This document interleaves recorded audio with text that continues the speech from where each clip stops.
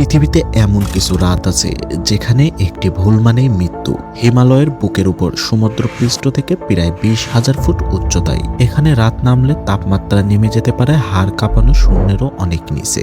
এমন ঠান্ডায় শরীরের প্রতি কোষ যেন সময়ের সঙ্গে যুদ্ধ করে। এমন পরিবেশে অধিকাংশ প্রাণীর পক্ষে দীর্ঘ সময় টিকে থাকাই কঠিন। প্রচণ্ড ঠান্ডা, কম অক্সিজেন আর অবিরাম বরফের ঝড় সব মিলিয়ে এটি পৃথিবীর সবচেয়ে কঠিন বাসস্থানগুলোর মধ্যে একটি। কিন্তু এই মৃত্যুভূমিতেই বাস করে এক অসাধারণ প্রাণী যে শুধু বেঁচেই থাকে না, নিশ্চিন্তে ঘুমিয়েও পড়ে। আর সে হলো হিমালয়ের ইয়াক। হাজার হাজার বছর ধরে এই প্রাণী মানুষের সঙ্গী, পাহাড়ি পথের বাহন, খাবারের উৎস আর পাহাড়ি সভ্যতার অবিচ্ছেদ্য অংশ। কিন্তু ইয়াককে সত্যি অসাধারণ বানিয়েছে তার শক্তি নয়, বরং তার শরীরে লুকিয়ে থাকা এক রহস্য। ভাবুন তো, বাইরে -40 ডিগ্রি তাপমাত্রা, চারপাশে বরফ, হাড় কাঁপানো বাতাস, আর ঠিক সেই সময় একটি ইয়াক শান্তভাবে ঘুমিয়ে আছে আপনার সামনে। নেই কোনো আগুন, নেই কোনো আশ্রয়, নেই কোনো কম্বল। তবুও সকালে সে আবার উঠে দাঁড়ায় যেন কিছুই ঘটেনি। প্রশ্নটা এখানেই, এত ঠান্ডায় তার শরীরের ভেতরে কি ঘটে?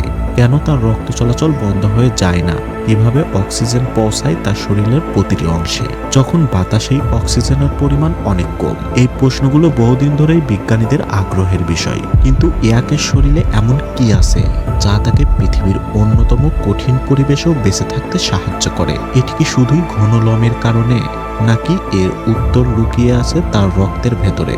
আজ আমরা সেই রহস্যের গভীরে প্রবেশ করব।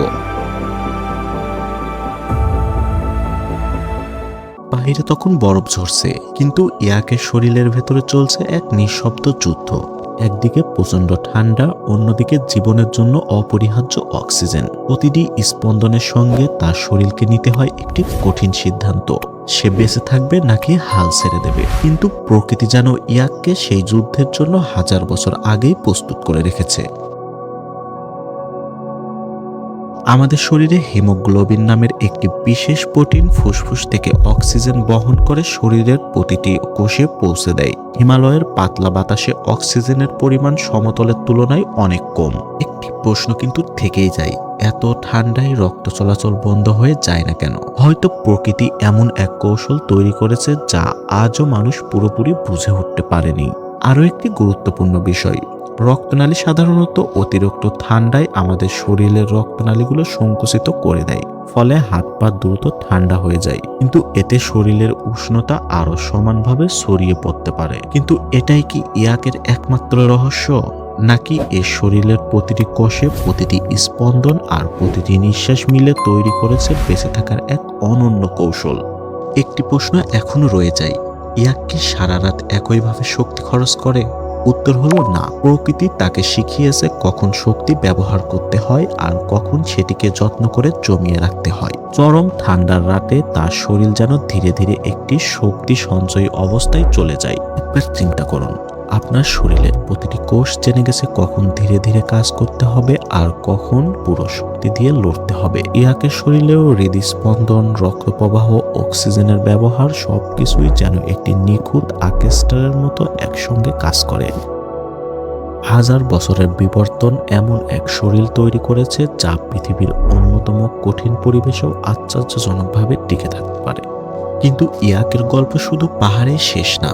বিজ্ঞানীরা এমন অভিযোজন থেকে ভবিষ্যতের চিকিৎসা বিজ্ঞানের জন্য শিক্ষা নেওয়ার সম্ভাবনা দেখছেন। যদি আমরা বুঝতে পারি প্রকৃতি কিভাবে এমন অভিযোজন তৈরি করেছে, তাহলে হয়তো একদিন অঙ্গ প্রতিস্থাপনের আগে আরো দীর্ঘ সময় ধরে অঙ্গ সংরক্ষণ করা সহজ হবে। হয়তো চরম হাইপোথার্মিয়ায় আক্রান্ত রোগীদের চিকিৎসায় নতুন পদ্ধতির জন্ম নেবে।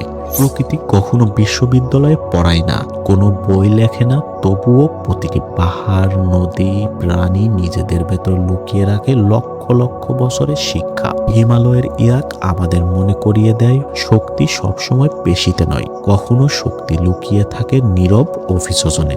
হয়তো আগামীবার আপনি যখন বরফে ঢাকা কোনো পাহাড়ের ছবি দেখবেন, তখন শুধু সাদা তুষার নয়, তার ভেতরে লুকিয়ে থাকা অসংখ্য অজানার রহস্যের কথাও মনে পড়বে। প্রকৃতির প্রতিটি সৃষ্টি আমাদের শেখায়, বেঁচে থাকা মানে সবচেয়ে শক্তিশালী হওয়া নয়, বরং সবচেয়ে ভালোভাবে নিজেকে মানিয়ে নেওয়া। যদি প্রকৃতির এমন অজানা রহস্য, বন্যপ্রাণীদের অবিশ্বাস্য অভিযোজনের ভিডিও দেখতে আপনি ভালোবাসেন, তাহলে সাবস্ক্রাইব করুন আমাদের চ্যানেল অ্যানিমালস ওয়ার্ল্ড। কারণ পৃথিবীর সবচেয়ে বিস্ময়কর গল্পগুলো এখনো বলা বাকি। দেখা হবে পরের কোনো ভিডিওতে। ধন্যবাদ।